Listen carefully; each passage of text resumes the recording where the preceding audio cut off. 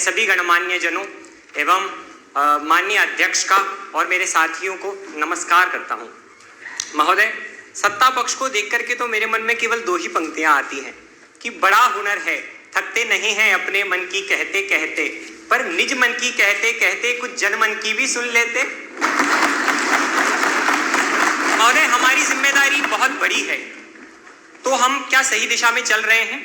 COP 26 सम्मेलन में हमने जो वायदे बड़े किए हैं, परंतु वहीं हमें देखना होगा कि IPCC की रिपोर्ट के अनुसार हमारे पास केवल 400 giga ton carbon space available है और आने वाले 7 से 8 वर्षों में ये विकसित देशों द्वारा पूर्ण कर लिया जाएगा।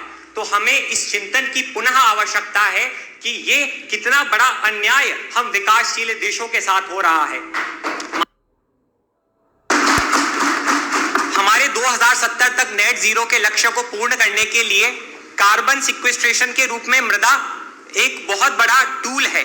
इसलिए आज जब महान संत श्री सद्गुरु जी द्वारा चलाए जा रहे सेव सॉइल मूवमेंट के प्रति हमें जानना होगा कि हमें मृदा के स्वास्थ्य को सुनिश्चित करने के लिए कोई नीतिगत बदलाव करने होंगे। सरकार को इस पक्ष में सोचना चाहिए। महोदय, मैं एक किसान का बेटा हूं। मैं ये जानता हूं कि हमारे यहाँ कहा जाता है 1 किलो धान उगाने के लिए हमें 15,000 लीटर जल की आवश्यकता होती है, जबकि उसकी मांग केवल 600 लीटर होती है। ऐसे में हमें ये सुनिश्चित करना चाहिए कि हम इरिगेशन एफिशिएंसी को बढ़ाने के लिए जो नीतिगत बदलाव है उनको त्वरित गति से बढ़ाएं।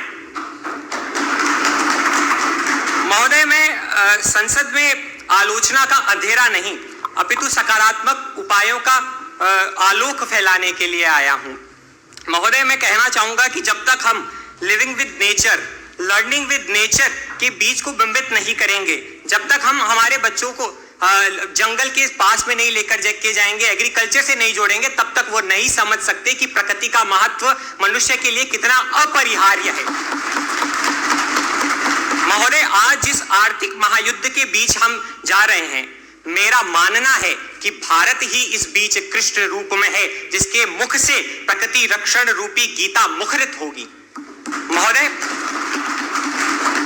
यहां जिस महायज्ञ का हमने शुरुआत की है, मेरा मानना है कि इसकी अग्नि यहां ही शमित नहीं होनी चाहिए। मान्यवर, मेरा मानना है कि यहाँ जो आग हम लगा रहे हैं, वो आग, वो क्रांति का आग, वो क्रांति का बीज संपूर्ण विश्व में फैले और nature is only for resources की मानसिकता को खंड खंड कर दे। महोदय, अंत में मैं कहना चाहूंगा कि मैं 3 बातों का सूत्र इस सभा को देकर जाना चाहूंगा।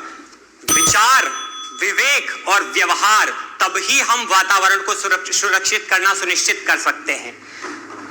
अंत में दिनकर जी के शब्दों में, एक हाथ में कमल एक में धर्म दीप्त विज्ञान लेकर उठने वाला है दुनिया में हिंदुस्तान। वो तब ही हो सकता है जब हम युवा जागृत हों। आज मेरी छोटी सी आवाज को लोकतंत्र के मंदिर की दीवारों से प्रतिध्वनि मिली, मैं कृतज्ञ महसूस कर रहा हूं। भारत माता की जय।